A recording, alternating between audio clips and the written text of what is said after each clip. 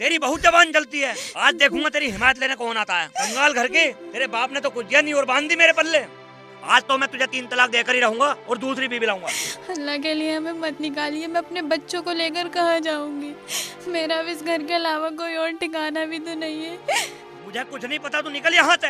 मैं तो केवल यहाँ सब गाँव वालों के इकट्ठा होने का इंतजार कर रहा हूँ ताकि सबके सामने तुझे आप ऐसा हरगिज नहीं कर सकते। आपको पता भी है 3 तलाक गैर कानूनी हो गया है। इसके लिए आपको सजा भी हो सकती है। तुम होती कौन हो हमारे घर के मामले में बोलने वाली? तुम नहीं जानती, ये हमारी बिरादरी का मामला है। ना तो ये आपके घर का मामला है और ना ही ये आपकी बिरादरी का मामला है। ये मामला है एक औरत के हक का और उसके साथ हो रही नाइंसाफी का।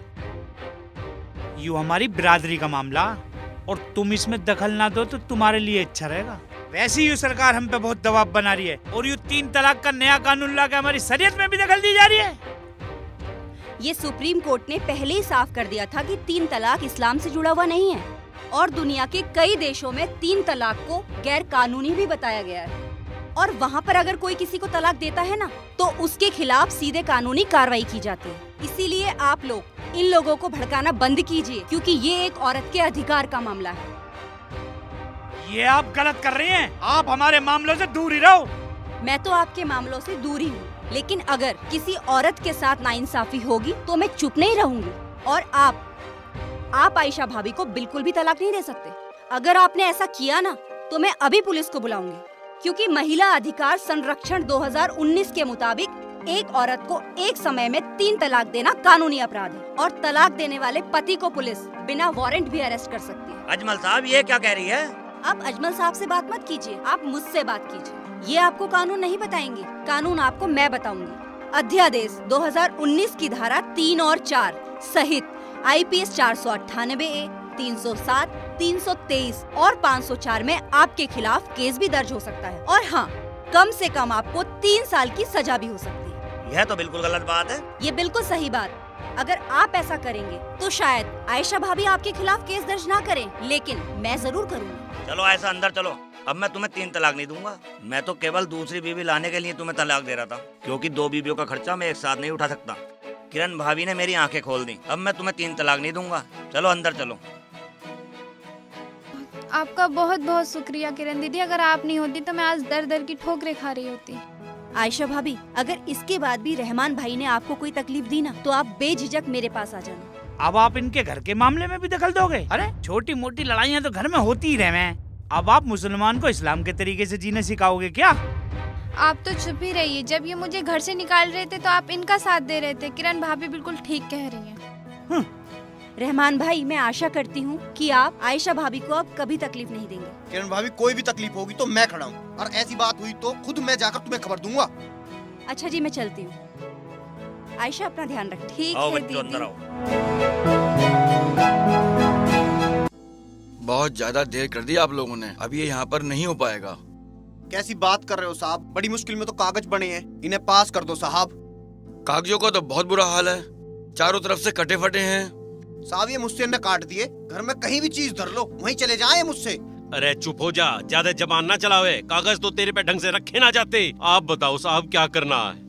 भाई जहाँ पर लड़के का नाम लिखा है और जानकारियाँ सारी जो भी होती हैं, वहाँ से चूहों ने काट दिया है, इसलिए कागजों की चेकिंग कराना बहुत जरूरी है। जो तारीख हमें मिली थी वो निकल चुकी है, ये अब काम हमारे लेवल का नहीं रहा। अब कैसे होगा हुजूर ये? इसके लिए आपको विदेशी न्यायालय जाना होगा, अब ये काम वहीं पर होगा। 15 दिन से परेशान है जी, काम काज कुछ नहीं कर रहे। ब्याह टूट गया वो अलग है। भाई मैं इस ब्याह में कुछ नहीं कर सकता हूँ, आपको फॉरेन ट्रिब्यूनल जाना होगा। यू 12 कहाँ है जी? भाई मैं 12 नहीं बोल रहा हूँ, फॉरेन ट्रिब्यूनल बोल रहा हूँ। फॉरेन ट्रिब्यूनल का मतलब है विदेशी न्यायालय। ये कहाँ है हुजूर? कहाँ जाना आप? उसका पता लिखकर मैं आपको देता हूँ। जी ठीक है हुजूर, दे दो। शुक्रिया हुजूर, आदाब।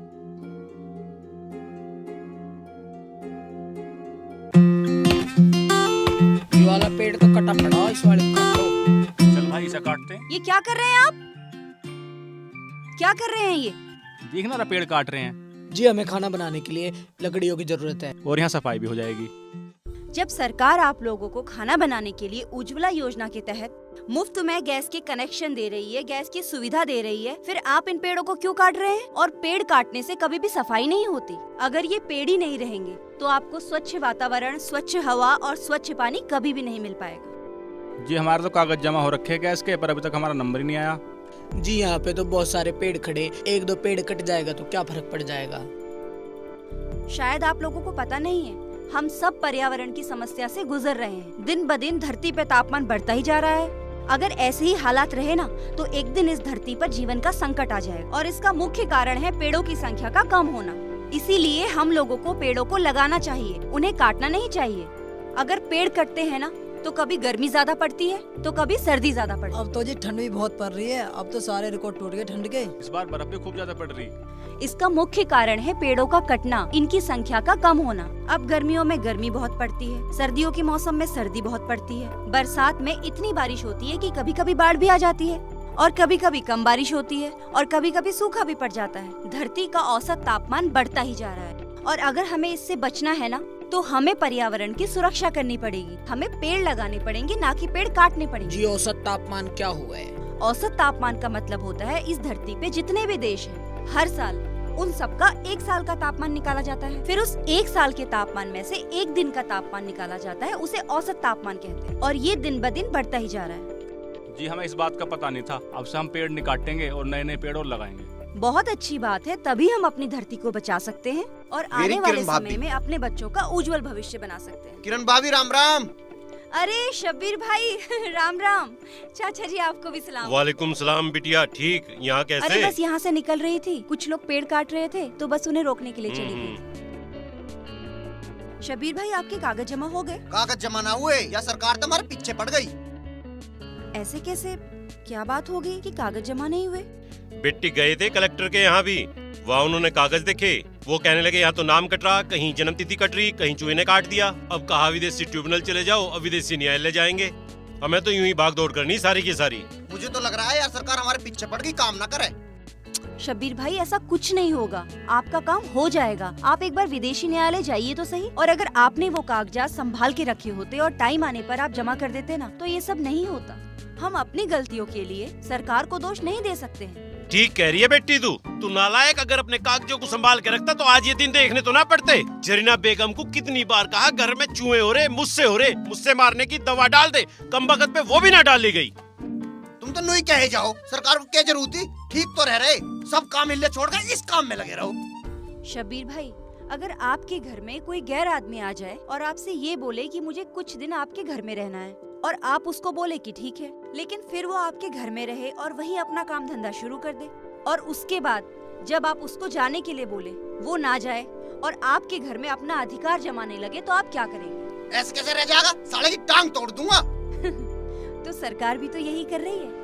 जो भारत में घुसपैठ करके घुस गए हैं या 1971 के बाद जो लोग बाहर से आके हमारे भारत देश में शरण ले रहे हैं, सरकार उनकी पहचान कर रही है ताकि सरकार उनको वापस भेज सके। और हमारे जो संसाधन है, नौकरी है, जमीन है, उन पर भारत में रहने वालों का ही हक रहे और किसी का नहीं। ये बात तो ठीक है बहू, पर इस चक्कर में हमें क्यों परेशान किया जाने लग रहा है? हम भी तो इसी मुल्क के वासिंदे हैं। खुदा कसम घर में रोटी भी ना बन रही है अब समय पे। चाचा जी ये सब पहचान के लिए तो किया जा रहा है। अब थोड़ी बहुत परेशानी तो सबको उठानी ही पड़ेगी। अब देखिए वो लोग बरसों से यहाँ पे रह रहे हैं, उनकी पहचान करना बहुत ही मुश्किल हो गया है, क्योंकि कई लोगों ने रिश्वत दे करके नकली आधार कार्ड, पहचान पत्र और राशन कार्ड बनवा लिए। तो आप ही बताइए सरकार इतनी आसानी से उनकी पहचान कैसे करेगी? इसीलिए सरकार को बहुत ज्यादा मुश्किल हो रही है। कौन है ये साले? साले की टांग तोड़ देंगे। शब्बीर भाई आपको ऐसा कुछ करने की जरूरत नहीं है, आप बस सरकार का साथ दीजिए। बहू हमने कभी तेरी बात टाली है क्या? सारा गांव तेरे पीछे है, जैसा तू कहेगी हम तो वैसा ही कर लेंगे। चाचा जी जैसा मैं नहीं, जैसा सरकार कह रही है आप वैसा कीजिए। चलिए अब चलते हैं, आपको विदेशी न्यायालय जाने की तैयारी भी करनी है। चल भाई शब्बीर बेटा।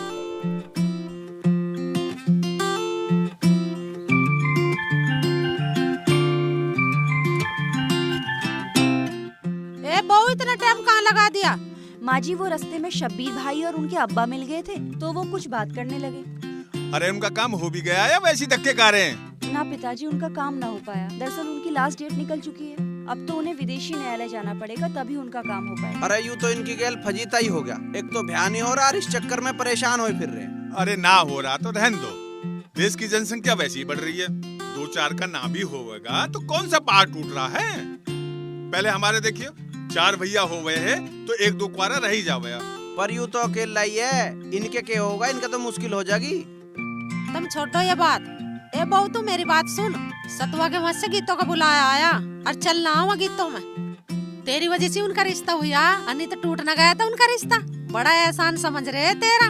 ठीक है माँ जी, चलेंगे। बहू यू काम तो बहुत ही बढ़िया करा, सतुआ मिला मुझे, बहुत खुश हुआ। यूं कह रहा कि देखियो किरण बहू का लड़का होगा और तुम्हारी गोद में पोता खेलेगा। ये तो तुमने मेरे बड़े मन की बात कह दी। मैं तो कब सांस लगाए बैठी हूँ पोता खिलाऊं।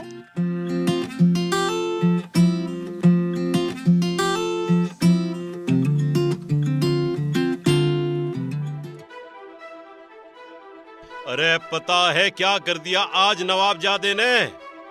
क्या कर दिया इसने? क्या कर दिया? खलील के हाड़ गोड़ तोड़ दिए। बहुत बुरी तरह मारा है उसे, जर्रे के यहाँ पड़ा है वो। ये क्यों मारेगा और उसे? यो तो इसी से पूछ ले।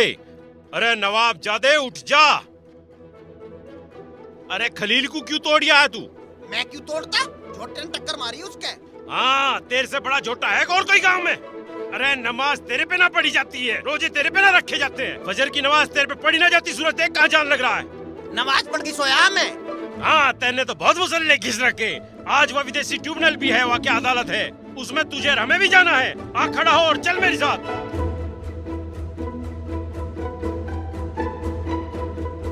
अरे देख ले नवाबजादे को।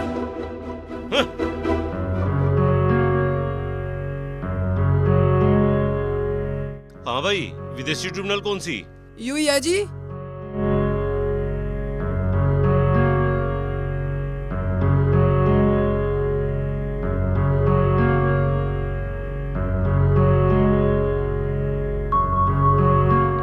आदाब हुजूर। आइए बैठिए।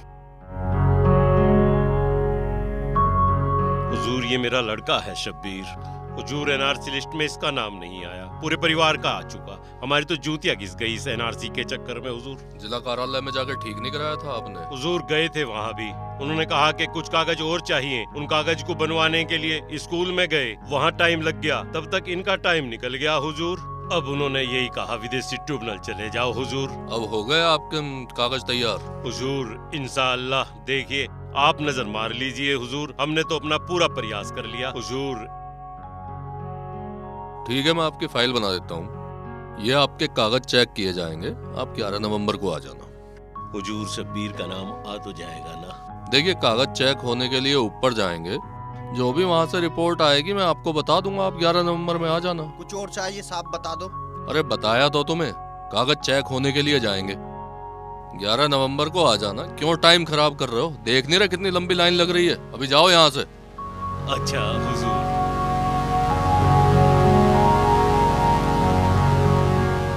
अब देख लो, सरकार ने एनआरसी के साथ साथ सीएए भी लागू कर दी और सुना है बहुत जल्दी एनपीआर भी लागू होने वाला है। सरकार धीरे धीरे करके हमारे सारे रास्ते बंद कर देगी।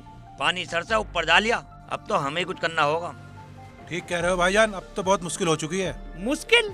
अरे तुम्हारे जैसों के लिए मुश्किल ना, तुम तो बांग्लादेशी हो। मुश्किल तो हम जैसों के लिए है, जो अपना रुतबा बनाए रखने के लिए इतनी कोशिश कर रहे हैं। और अगर तुम लोग चले गए तो हमारा तो मकसद अधूरा रह जाएगा। इसलिए ही तो कह रहा हूँ जनाब, जल्दी से कुछ ना कुछ कर लो, नहीं तो बहुत दिक्कत आने वाली है आपको भी और हमें भी। मेरे पास तो एक ही तरीका बस, शब्बीर और उसके अब्बा दोनों विदेशी न्यायालय में गए हुए हैं अपना काम कराने। मैं उनका काम कतई नहीं होने दूं। वहाँ भी क्या कोई सेटिंग कर रखी है आपने? बस यही समझ लो, अब इस गांव में आग लगने से कोई नहीं रोक सकता। अरे कुछ हमें भी बता दो। वक्त आने पे सब कुछ पता चल जाएगा। बस यूँ समझ लो, विदेशी न्यायालय में लाखों फाइलें पड़ी हुई हैं, ठीक है, और काम को होने में वक्त भी लगा है थोड़ा सा। और उधर शब्बीर अपने निकाह को लेके बहुत उतावला हुआ बैठा। बस हमें इसी बात का फायदा उठाना है। रहमान, हाँ जी। तुम शब्बीर पर नजर रखो, और जिस दिन वो वहां से जाए तुम्हें वहां पे होना चाहिए, और जैसा मैं कहूँ बस वैसे ही करते रहना।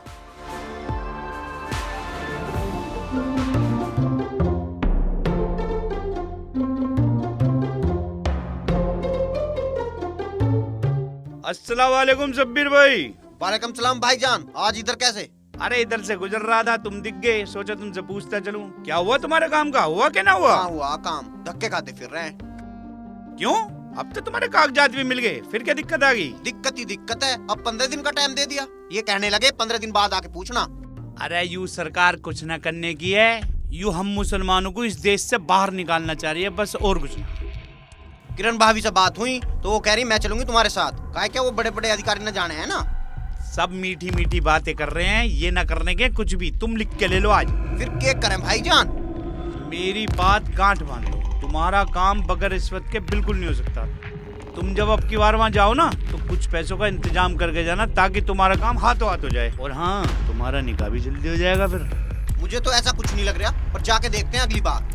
देखो, तुम्हें समझाना मेरा फर्ज था, मुझसे अपने भाई का दर्द बिल्कुल नहीं देखा जाता। आखिर एक मुसलमान का दर्द एक मुसलमान ही तो समझ सके।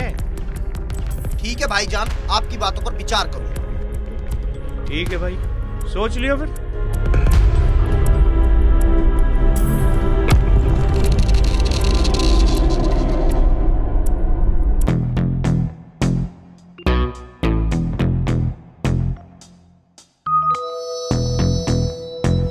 अरे शब्बीर भाई तू कहाँ जा रहा? अरे खेत पे से आया हूँ, घर जा रहा हूँ।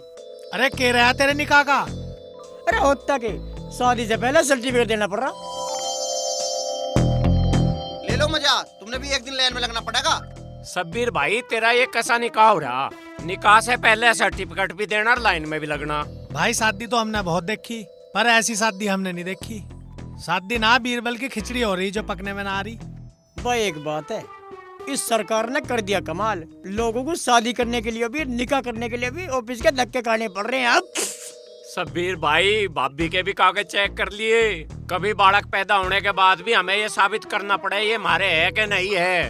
अरे तुम्हें कुछ काम ना है, मैं तो वैसे ही परेशान हूँ और दिमाग और खराब कर रहे हो। जिस दिन तुम भी सरकार की चपेट में आ गए ना, पता चल जाएगी तुम्हें। तू भी कमाल ही करे। कैसे? हमारे साथ भी रहे और इसके साथ भी रहे। अरे यू मेरा लंगोटिया यार, ऐसे कैसे छोड़ दूंगा मैं? पर मैं हूँ सच्चाई की ओर। चल अपने घर को आ।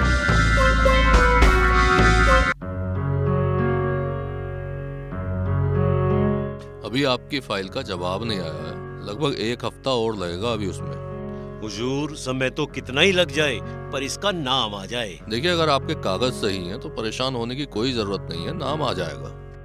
बात ऐसी है, मुसलमान हैं हम, इसलिए थोड़े परेशान हैं। नहीं तो क्या हुआ, आप मुसलमान हैं। ये बिल्कुल मत सोचो कि आप मुसलमान हो इसलिए इसमें आपका नाम छूट गया। ये नाम गलती से छूट गया है, और एक बार जब ये लिस्ट पूरी हो जाएगी तो इसमें सिर्फ हिंदुओं का ही फायदा नहीं है, सिख, जैन, मुस्लिम सभी का फायदा है, और लिस्ट बन जाने से हमारे देश का फायदा है। जी हुजूर, ये तो दुरुस्त फरमाया आपने। तो फिर 1 हफ्ते बाद आ जाना ना आप। ठीक है हुजूर, शुक्रिया।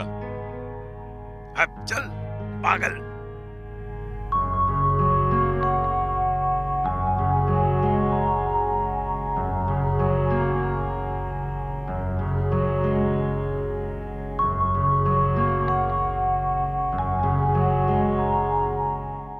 शब्बीर भाई, हीरे को आइयो। मैं अभी आया, 2 मिनट बात कर। मैंने अंदर सेटिंग कर दी है, मेरी जान पहचान वाला है। मैं बात करके आता हूँ अंदर, फिर तू मिल ली। ठीक है चल। ठीक है।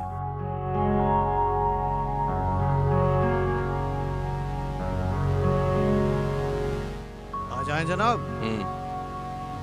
जनाब, मैं एक बात बता रहा हूँ, ये शब्बीर है, इसे मैं जानता हूँ, और ये आपको फंसा देगा। ये मोबाइल रखता है और आपकी सारी रिकॉर्डिंग करता है। अच्छा। और मुझे सब चीज की पता है। मैं आपको आगाह कर रहा हूँ, ये आपको रिश्वत देने आएगा। आप ध्यान रखना।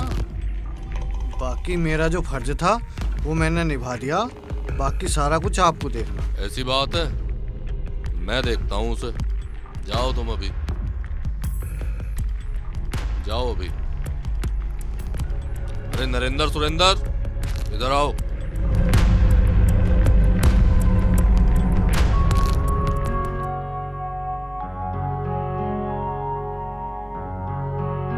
मैंने सेटिंग करा दी है, पैसे देकर थोड़े बहुत काम हो जाएगा।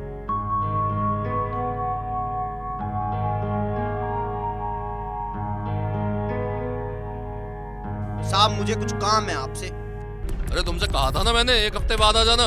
साहब मेरा लिस्ट में नाम कर दो, ये पैसे रख लो। मुझे रिश्वतखोर समझ रखा है तुमने। साहब मुझे बहुत जरूरत है उस एनआरसी लिस्ट में नरेंद्र नाम की। सुरेंद्र, साहब वो मेरा नाम ना मेरा ब्याज का बड़ा है साहब। लेके जाओ साहब इसे मेरा पुलिस में तो जाके। मुझे रिश्वतखोर समझ रहा है? मुझे इतने फटके लगवाओ कि रिश्वत देनी भूल जाए।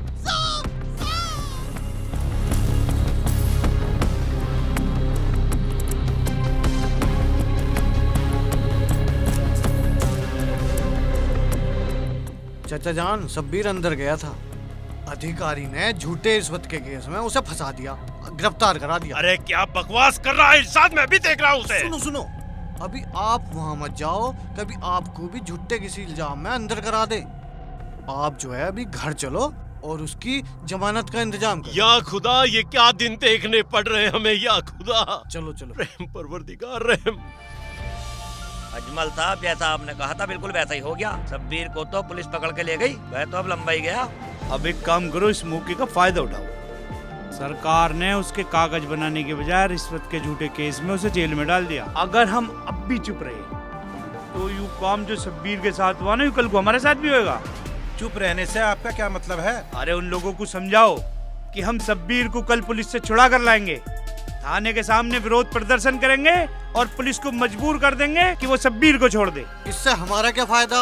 अरे विरोध प्रदर्शन की आड़ में हम थाने पर हमला बोल देंगे, ठीक है, और थाने में लगा देंगे आग, और लोगों को ये समझाएंगे कि एक तो हम निर्दोषों पर जबरदस्ती जुल्म ढाया जा रहा, उन्हें थाने में बंद करा जा रहा है, ऊपर से जो शांतिपूर्वक प्रदर्शन कर रहे हैं उन पे भी जो है जुल्म ढाए जा रहे हैं। बाकी का काम मीडिया कर देगी।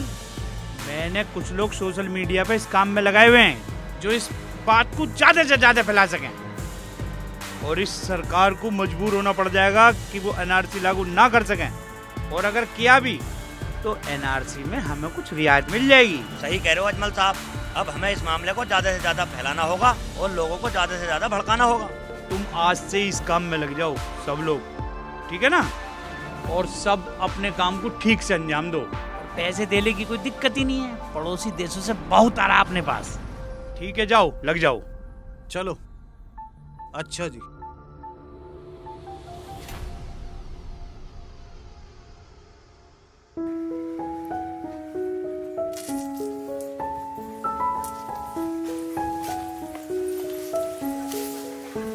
अरे पागल है कि जाटा हो रहा है? कमाल कर रही है यार। अरे इतनी ठंड तो ना हो रही? खूब हो रही है। विकास भाई, अरे भाई आ जाओ, क्या बात होगी? बात हो गई, गांव में आफत आई पड़ी।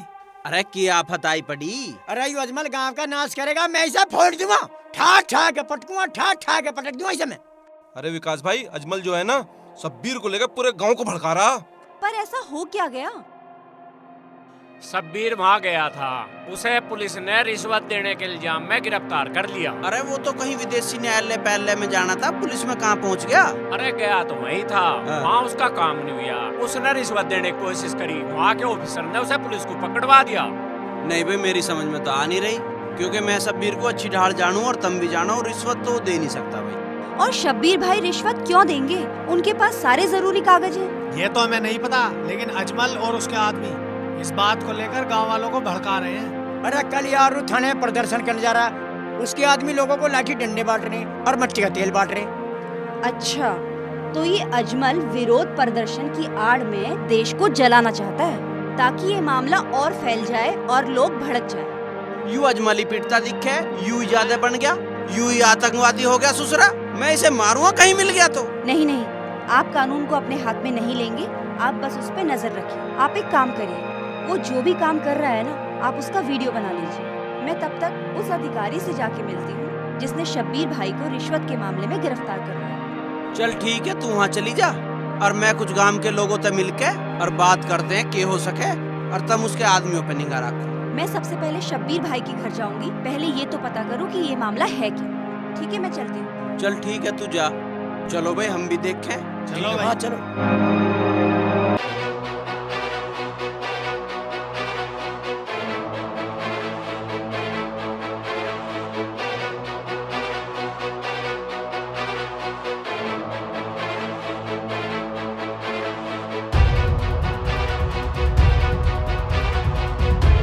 मारा तो एक ही छोरा है, उसके भी कुछ हो गया तो हमारा क्या होगा?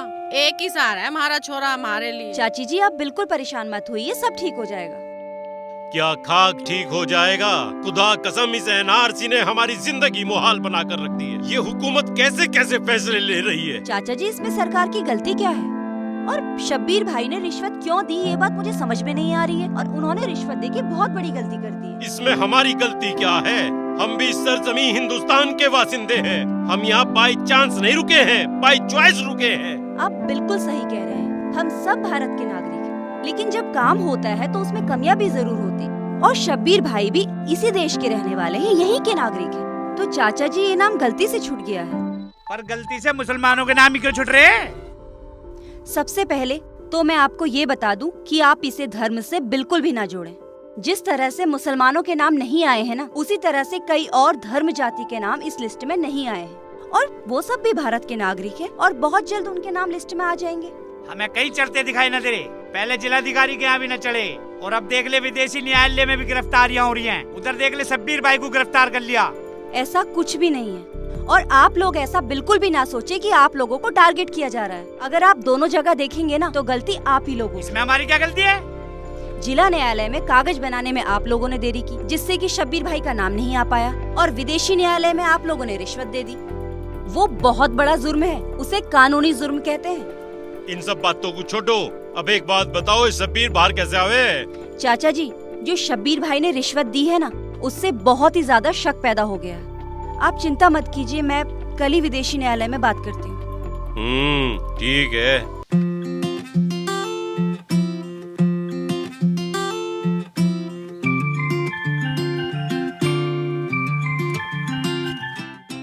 बहू कुछ पता चली शब्बीर कैसे पकड़ा गया? ना माँ जी, शब्बीर भाई के अब्बा को ज्यादा कुछ नहीं पता, क्योंकि जब शब्बीर भाई को गिरफ्तार किया गया ना तो वो ऑफिस के बाहर ही थे। ओहो, यूं भी जुद्दी हो गया। भाई मुझे गांव का माहौल ठीक नहीं लग रहा, कुछ भी हो सके।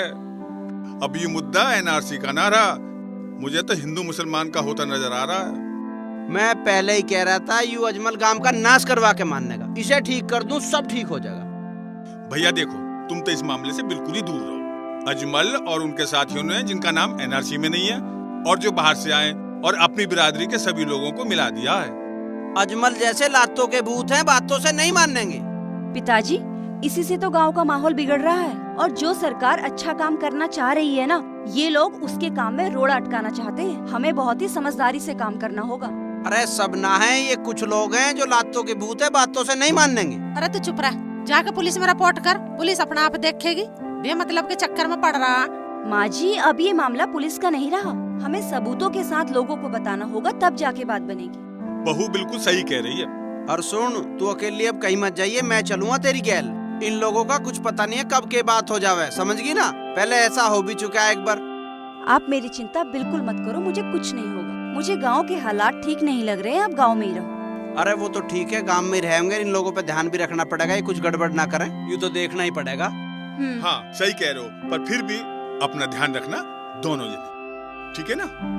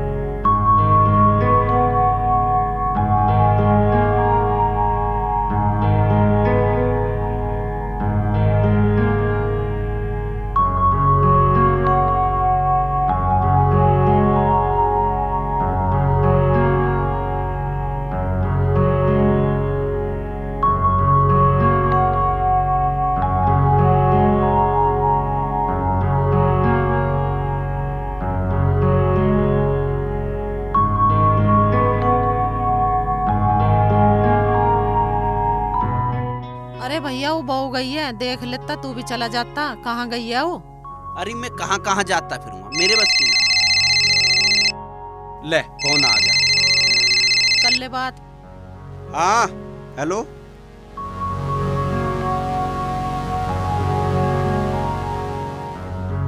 अच्छा हाँ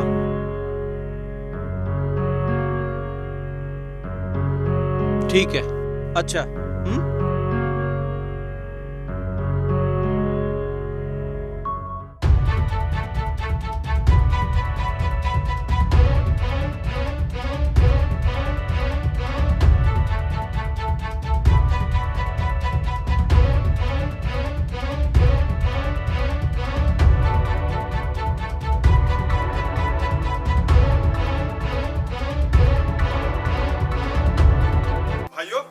मैंने सुना है अजमल लोगों को भड़का के शब्बीर को जबरदस्ती थाने से छुड़ाना चाहे। अरे वो हिंदू और मुसलमानों को जो है भड़काने का काम कर रहा है, और ऐसा ना हो कि वो उस काम में सफल हो जाए, और वो करके रहेगा, मुझे तो ऐसा लग रहा। अरे उसे रोक क्या ना गया तो हिंदू मुस्लिम के झगड़े हो जाएंगे और उसकी लगाई आग में ही सारा गांव जल जाएगा। अगर उन्होंने थाने पे हमला कर दिया ना तो हमारे गांव की बदनामी हो जाएगी। हो सकता है कहीं कर्फ्यू न लग जाए। अरे तुम जल्दी करो, अभी तो उन लोगों को लेकर घर से निकल ही रहा होगा। ऐसे जाना तो बहुत खतरनाक होगा, क्योंकि उनके हाथों में लाठी डंडे पेट्रोल सब कुछ है। अगर ऐसे ही रहा ना तो एक दिन देख लेना सारे गांव पे कब्जा करके बैठ जाएंगे, इसलिए वो लोग इकट्ठा भी हो रहे हैं। अगर वो लोग इकट्ठा हो सकते हैं तो हम क्यों नहीं हो सकते? ईंट का जवाब पत्थर से देंगे। चलो हम भी तैयार होके चलते हैं, उन्हें रोकेंगे जरूर। अरे भाइयों, लड़ाई झगड़े से कोई फायदा नहीं है, अरे पहले उन्हें समझा के तो देख लो। अरे वे डंडे के यार है, ऐसा ना मानने के। अरे तुम देर मत करो, मेरे हाथों में खुजली हो रही है। 30-40 पे हाथ में छोड़ दूंगा, सबको पीट दूंगा मैं अकेला। चलो चलो चलो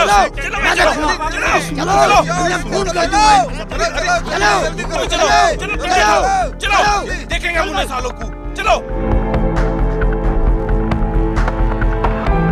देख लिया आप सबने कैसे सरकार ने किसी रिश्वत के झूठे केस में फंसाकर शब्बीर भाई को जेल में डाल दिया। इसी तरह चलता रहा ना तो एक एक करके हम सब भी जेल में जाएंगे। कि ये सरकार नहीं चाहती कि हम भी इस देश में रहे, वो चाहती है कि हम इस देश से बाहर चले जाएं। खान साहब बिल्कुल सही कह रहे हैं। अब भी हम सब इकट्ठे ना हुए ना तो सरकार के जुल्म हम पर इसी तरह बढ़ते रहेंगे। हमें अपने हक की लड़ाई लड़नी पड़ेगी। हम सब आपके साथ हैं, आप जैसा कहोगे हम वैसे ही करेंगे। तो चलो शब्बीर को छुड़ा कर लाते हैं। इस काम की शुरुआत हम शब्बीर से ही करेंगे, क्योंकि हम सभी जानते हैं कि शब्बीर बेगुनाह है। अपने सब लाठी डंडे उठा लो और तैयारी कर लो। हमें पुलिस पर बिल्कुल यकीन नहीं है, क्योंकि पुलिस वो करेगी जो सरकार में ऊपर बैठे हुए लोग उससे कहेंगे। क्या बेफिजूल की बात कर रहा है अजमल? ये कानून की लड़ाई है, कानून के तौर तरीके से ही हम शब्बीर को छुड़ाएंगे। इस तरह से तो मामला और उलझ जाएगा। मैंने आपसे पहले भी कहा था, ये सरकार हमारी बिल्कुल भी सुनने वाली नहीं है। ये रोज नए नए ऐसे कानून लाकर हमें देश से बाहर निकालना चाहती है, और जब घी सीधी उंगली से ना निकले ना तो उंगली टेढ़ी करनी पड़ती है। तो अजमल खान क्या हुकूमत के साथ अब बगावत का इरादा है? हम बगावत करेंगे, बिल्कुल करेंगे। ये सरकार हमें इस देश का नागरिक नहीं मानती, ये हमें झुकाना चाहती है, हमें हमारे दीन से दूर करना चाहती है। लेकिन हम भी दिखा देंगे, हम इस सरकार के आगे नहीं झुकेंगे, नहीं झुकेंगे, नहीं झुकेंगे, नहीं झुकेंगे, नहीं झुकेंगे, नहीं झुकेंगे। अजमल खान होश में आजा, क्या कर रहा है तू? पुलिस छानबीन कर रही है, हमें यकीन है शब्बीर छूट कर आ जाएगा। वो ऐसे नहीं छूटने का, क्योंकि हम सभी जानते हैं कि पुलिस भी उनकी है, सरकार भी उनकी है। तुम चलो मेरे साथ। चलो चलो चलो चलो, हम नहीं छोड़ेंगे। नहीं। रुक जाओ या परवरदिगार रहम रहम। रहमान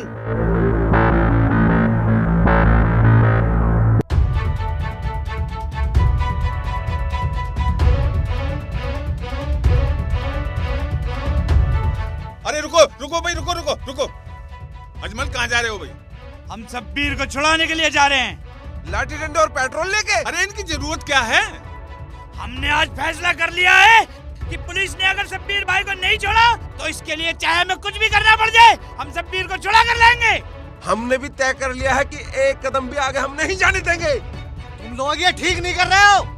अरे ठीक तो तब नहीं कर रहे, कानून अपने हाथ में ले रहे। ये कौन सा बढ़िया काम है? जब कानून खुद ही जुर्म करने लगे तो हमारे पास भी इसके अलावा दूसरा रास्ता कोई नहीं है। सरताज भाई, ऐसा करना ठीक नहीं है।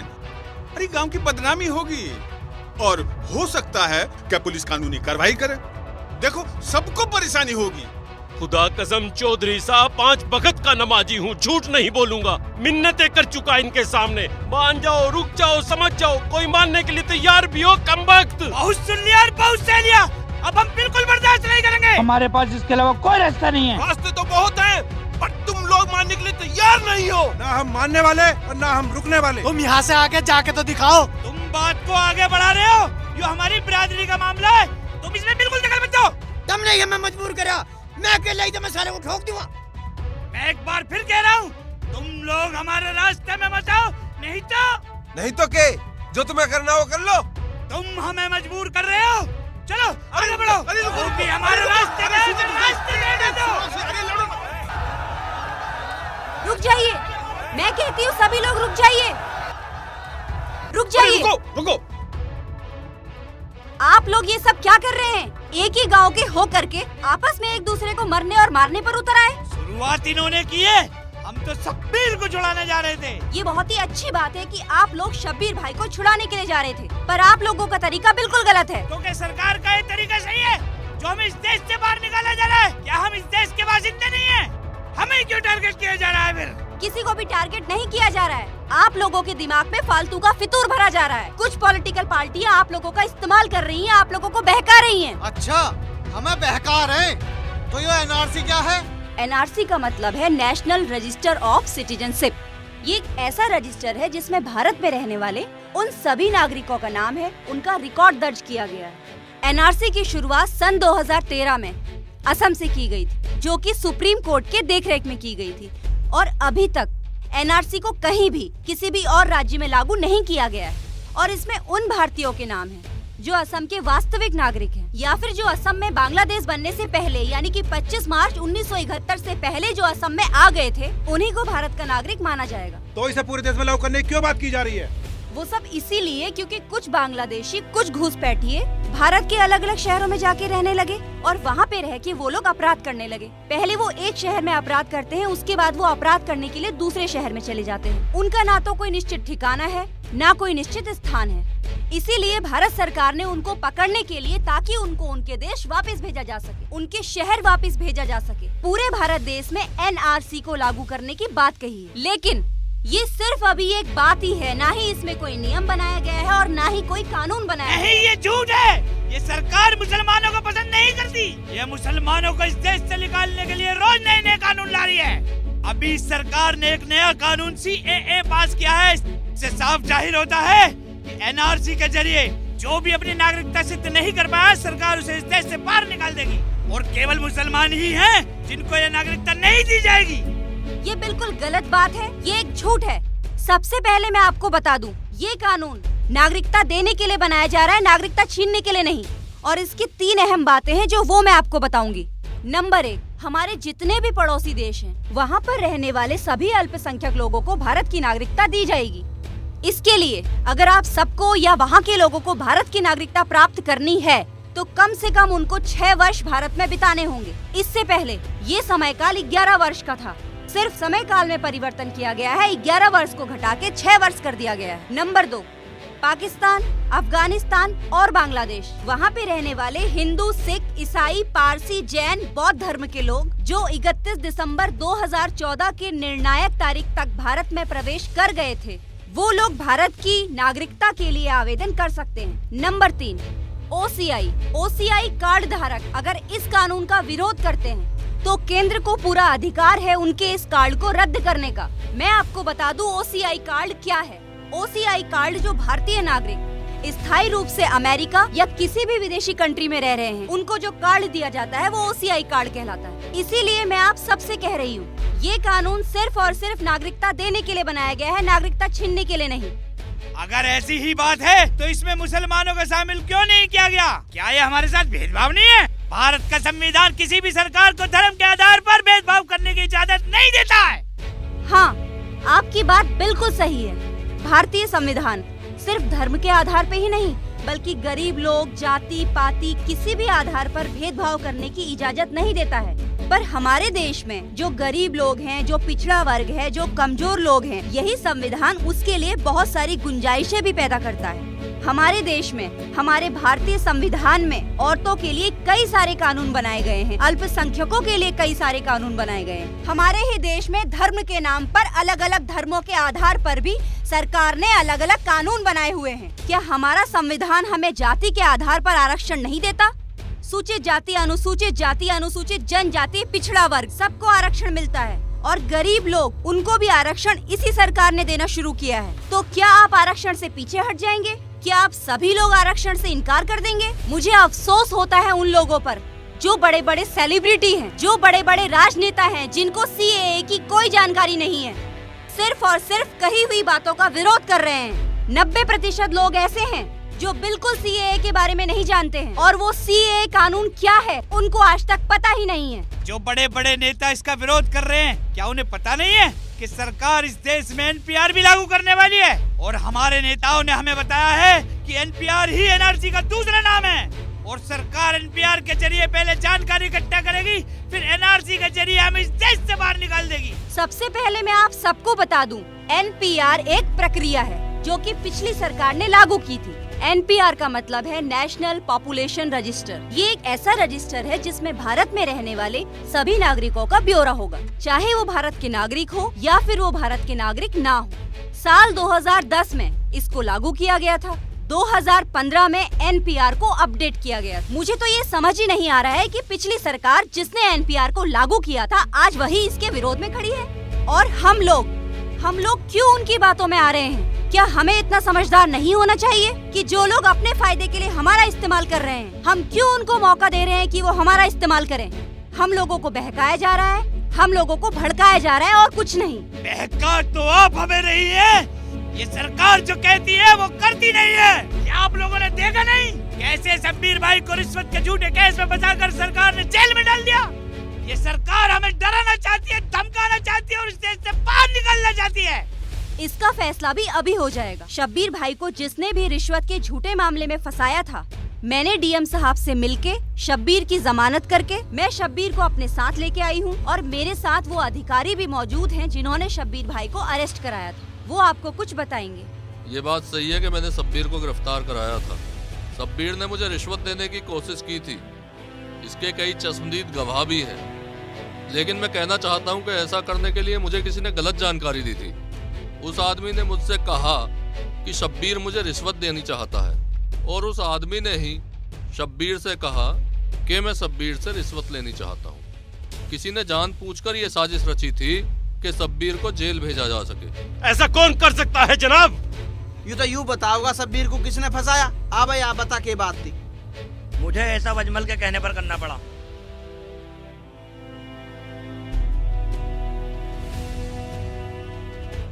अजमल लोगों को भड़काना चाहता था और आग लगवानी चाहता था ताकि लोग ये समझे कि सरकार ने जो NRC लागू किया है उसमें खासकर मुसलमानों को देश से बाहर निकालना चाहती है। और मैं एक बांग्लादेशी मुसलमान हूँ, मेरा पूरा परिवार बांग्लादेशी है, इसलिए मैंने अजमल का साथ दिया क्योंकि मैं यहाँ से बाहर नहीं जाना चाहता। ये सब झूठ है। यू रहमान ना इन लोगों के साथ मिलकर मुझे फंसाना चाहता है। अच्छा, अब यू मारी गैल है जो दिन रात तेरी गैल रहे था। इसने तेरी कुछ वीडियो बना रखी है चुपचाप, जो टाइम आने पे तुझे ब्लैकमेल कर सके, समझ गया ना?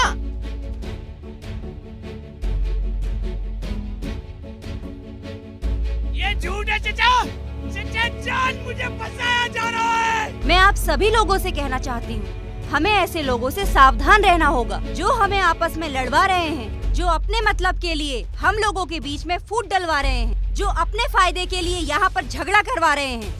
हमें आज और अभी ये प्रण लेना होगा कि हम बिना तथ्यों को जाने, अधूरी जानकारी के आधार पर आज के बाद कोई काम नहीं करेंगे और हम सब एक साथ मिलजुल कर रहेंगे। तो आइए अब हम सब लोग मिलके एक बार हाथ खड़ा करेंगे और बोलेंगे